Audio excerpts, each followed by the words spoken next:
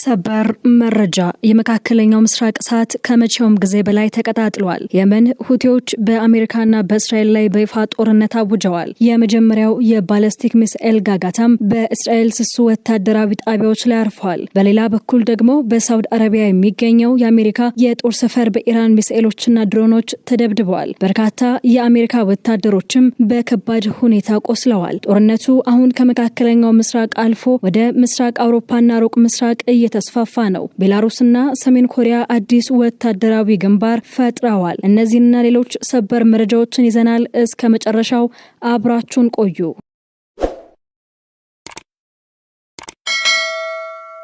የመካከለኛው ምስራቅ ቀውስ አዲስና አስፈሪ ምዕራፍ ላይ ደርሷል። እስካሁን በተዘዋዋሪ ስትሳተፍ የቆየችው የመን ወይም ሁቲዎች አሁን ግን በአሜሪካና በእስራኤል ላይ ቀጥተኛና ይፋዊ ጦርነት ማወጇን አስታውቃለች። ይህ ውሳኔ በዓለም አቀፍ የንግድ መስመርና በወታደራዊ ሚዛን ላይ ከፍተኛ ለውጥ የሚያመጣ ነው። የየመን የታጠቁ ኃይሎች ቃል አቀባይ ያህያ ሳሪ ቅዳሜ ዕለት ባወጡት መግለጫ የመን ለኢራን፣ ለሊባኖስ ሂዝቦላህና ለፍልስጤም ተቃውሞ ግንባር ድጋፍ ለመስጠት በይፋ ጦርነቱን መቀላቀሏን አረጋግጠዋል። ይህ ውሳኔ የተላለፈው አሜሪካና እስራኤል በኢራንና በሊባኖስ ንጹሃን ላይ የሚፈጽሙትን ጭፍጨፋ ለመግታት እንደሆነ ገልጸዋል። የመን የመጀመሪያውን የባለስቲክ ሚሳኤል ጥቃት በእስራኤል ደቡባዊ ክፍል በሚገኙ ስሱ ወታደራዊ ጣቢያዎች ላይ መሰንዘሯም በኩራት አስታውቃለች። የመኖች ጦርነቱን መቀላቀል ወታደራዊ ብቻ ሳይሆን ከባድ የኢኮኖሚ አንድምታ አለው። ተንታኞች እንደሚሉት ሁቲዎች የባቢ አል መንደብን የባህር በር የመዝጋት አቅም አላቸው።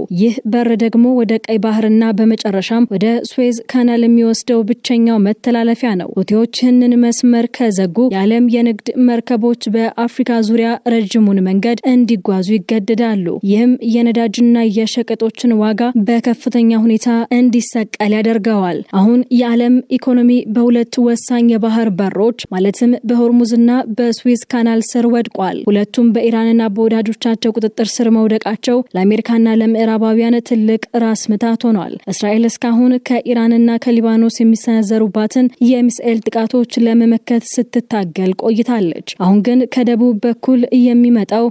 ከደቡብ በኩል ከየመን የሚመጣው ተጨማሪ የሚሳኤልና የድሮን ጋጋታ የአየር መከላከያ ስርዓቷን ሊያዳክመው ይችላል። ቃል አቀባዩ ያህያ ሳሪ እስራኤልና አሜሪካ በኢራንና በሌሎች ግንባሮች ላይ የምታደርገው ጥቃት ካልቆመ የእኛም ጥቃት አይቆምም ሲሉ በጽናት ተናግረዋል። አንዳንድ የፖለቲካ ተንታኞች እንደሚሉት እስራኤል የየመን ጦርነት መቀላቀል በደስታ ልትቀበለው ትችላለች። ምክንያቱም ጦርነቱ እየሰፋ በሄደ ቁጥር ፕሬዝዳንት ዶናልድ ትራምፕ በቅርብ ጊዜ ውስጥ የተኩስ አቁም ወይም የሰላም ስምምነት አድርገው ከጦርነቱ ለመውጣት የሚያደርጉትን ጥረት ያጨናግፍባቸዋል። እስራኤል አሜሪካ በጦርነቱ ውስጥ ረጅም ጊዜ እንድትቆይ ትፈልጋለች። የመን ጦርነቱን መቀላቀሏ ደግሞ ለዚህ ትልቅ ሰበብ ሆኖላታል። በመካከለኛው ምስራቅ የሚገኙ የአሜሪካ ጦር ሰፈሮች አሁንም የኢራን ሚሳኤሎችና ድሮኖች ዋነኛ ኢላማ ሆነዋል። በሳውዲ አረቢያ የሚገኘውና ስልታዊ ፋይዳ ያለው የፕሪንስ ሱልጣን የአየር ኃይል ጣቢያ በደረሰበት ጥቃት የአሜሪካ ወታደሮች ሰለባ ሆነዋል። አርብ ዕለት በኢራን ሚሳኤሎችና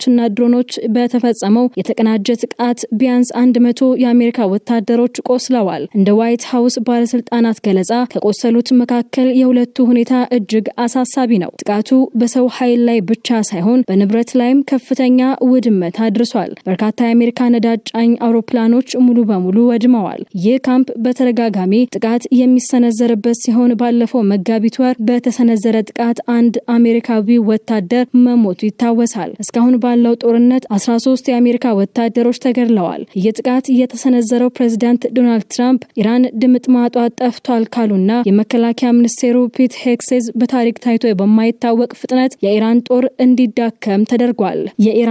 እንዲዳከም ተደርጓል ብለው መግለጫ ከሰጡ ከአንድ ቀን በኋላ ነው። የኢራን ድንገተኛ ምላሽ ግን የትራምፕ አስተዳደር የሰጠው መግለጫ ከመሬት ላይ እውነታ ጋር የማይጣጣም መሆኑንና የኢራን የሚሳኤል አቅም አሁንም ለቀጠናው ስጋት መሆኑን አረጋግጧል። በትራምፕ አስተዳደር በኩል ጦርነቱን ለማቆም የሚደረጉ ጥረቶች ቢኖሩም እስካሁን ውጤት አልተገኘም። አደራዳሪነት ለኢራን የ15 ነጥብ የተኩስ አቁም የሰላም እቅድ አቅርባለች። ይሁን እንጂ ኢራን እስካሁን ምንም አይነት ድርድር እያደረኩ አይደለም አይደለም ስትል አስተባብላለች። በሌላ በኩል ኢራን በሆርሙዝ የባህር በር ላይ የጣለችው ቁጥጥር የዓለም የነዳጅ ዋጋ እንዲንርና ዓለም አቀፍ ኢኮኖሚ እንዲናጋ አድርጎታል። በሌላ በኩል ኢራን በሆርሙዝ የባህር በር ላይ የጣለችው ቁጥጥር የዓለም የነዳጅ ዋጋ እንዲንር እና ዓለም አቀፍ ኢኮኖሚ እንዲናጋ አድርጎታል። ምንም እንኳን የውጭ ጉዳይ ሚኒስቴሩ ማርኮ ሩቢዮ ያለ እግረኛ ጦር ግባችንን ማሳካት እንችላለን ቢሉም የፔንታጎን እንቅስቃሴ ግን ሌላ ነገር እያሳየ ነው። አሜሪካ በሚቀጥሉት ቀናት 1000 የ82ኛው አየር ወለድ ዲቪዥን ወታደሮችንና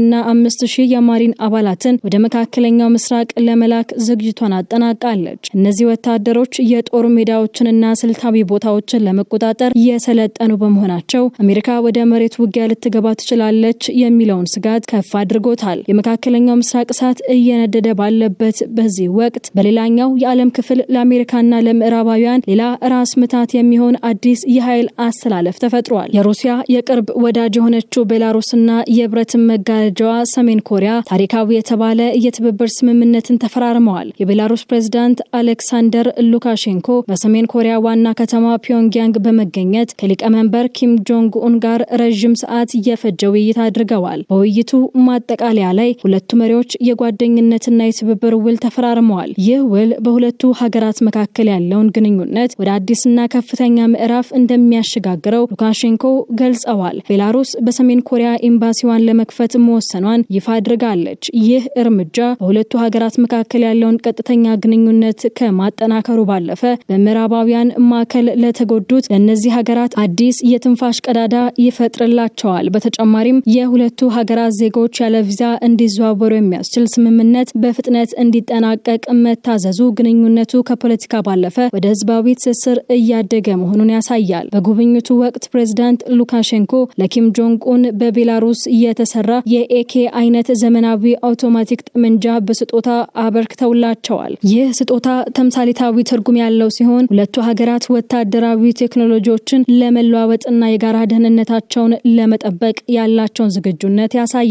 ሉካሼንኮ ሲናገሩ ዓለም አቀፍ ህግ በታላላቅ ኃይሎች እየተጣሰ ባለበት በዚህ ወቅት ነጻ ሀገራት ሉዓላዊነታቸውን ለማስከበር በጋራ መቆም አለባቸው ብለዋል። ይህ ስምምነት በብቸኝነት እየታየ አይደለም። ቤላሩስ ከሩሲያ ጋር የጋራ መንግስት መስርታለች። ሰሜን ኮሪያ ደግሞ ከሩሲያ ጋር የጋራ መከላከያ ውል አላት። አሁን ደግሞ ቤላሩስና ሰሜን ኮሪያ ቀጥተኛ ውል ማሰራቸው በምስራቅ አውሮፓና በሩቅ ምስራቅ መካከል ለአሜሪካ ስትራቴጂካዊ ስጋት የሚሆን ጠንካራ ግንባር መፈጠሩን ያረጋግጣል። በተለይ ሰሜን ኮሪያ ለሩሲያ ጦር ሰራዊትና መሳሪያ በመላክ እያገዘች ባለችበት ወቅት የቤላሩስ ጣልቃ ገብነት የምዕራባውያንን ጫና ይበልጥ ያከሽፈዋል። የአሜሪካና የኢራን ጦርነት አሁን በዲፕሎማሲው ረገድ ትልቅ ስምጥ እየፈጠረ ይገኛል። ፕሬዝዳንት ዶናልድ ትራምፕ ከረዥም ጊዜ ወዳጆቻቸው ጋር ፊት ለፊት መጋጨት የጀመሩ ሲሆን ኢራን በበኩሏ ከእንግዲህ ትዕግስት የለንም የሚል ጠንካራ መልእክት አስተላልፋለች። ፕሬዝዳንት ዶናልድ ትራምፕ በአንድ የቢዝነስ ኮንፈረንስ ላይ ባደረጉት ንግግር ኔቶ በኢራን ጦርነት ላይ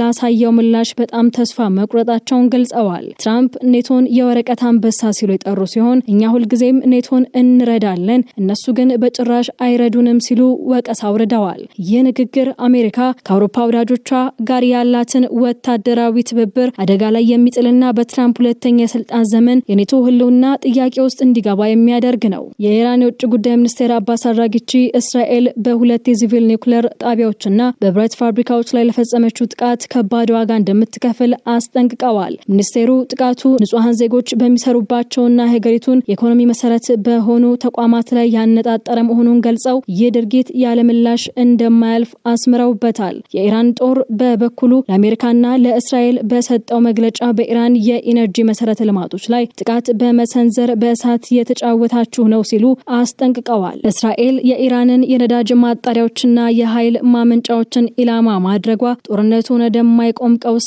እንደሚከተው የኢራን ጀነራሎች ገልጸዋል። የኢራን አቶሚክ ኢነርጂ ድርጅትን በኒውክሌር ተቋማቱ ላይ የሚሰነዘሩ ጥቃቶች ዓለም አቀፍ የኒውክሌር ደህንነትን አደጋ ላይ እንደሚጥሉና ውጤቱም ለአጥቂዎች አስከፊ እንደሚሆን አስታውቋል። ይህ ጦርነት አሁን ከመሬት ውጊያ ባለፈ የኢነርጂና የኢንዱስትሪ መሰረተ ልማቶችን የማውደም መልክ ይዟል። አሜሪካ ኔቶ አብሮኝ አልተሰለፈም በሚል ስትበሳጭ፣ ኢራን ደግሞ የኢኮኖሚ የጀርባ አጥንቷ የሆኑት ፋብሪካዎችና የኃይል ማመንጫዎች በመመታታቸው የሆርሙዝ የባህር በር ለረጅም ጊዜ በመዝጋት ዓለምን በነዳጅ እጥረት ልታንቀጠቀጥ እንደምትችል ምልክቶችን እያሳየች ነው። ክብሯትና ክብሯን የመን ጦርነቱን በይፋ መቀላቀሏ የቀይ ባህርን መተላለፊያ ለዓለም ንግድ ዝግ ያደርገው ይሆን? የአሜሪካ ወታደሮች በሳውዲ መመታታቸው ፕሬዝዳንት ትራምፕን ወደማይፈልጉት የመሬት ውጊያ ያስገባቸው ይሆን? ወይስ የቤላሩስና የሰሜን ኮሪያ አዲስ ወዳጅነት ለምዕራባውያን ሌላ የማይታሰብ ራስ ምታት ይሆንባቸዋል? ዓለም የምታስተናግደው ክስተት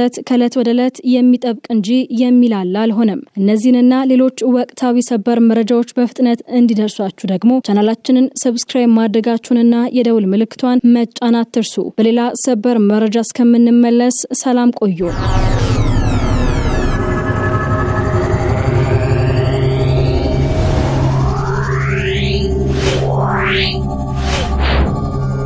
Yeah.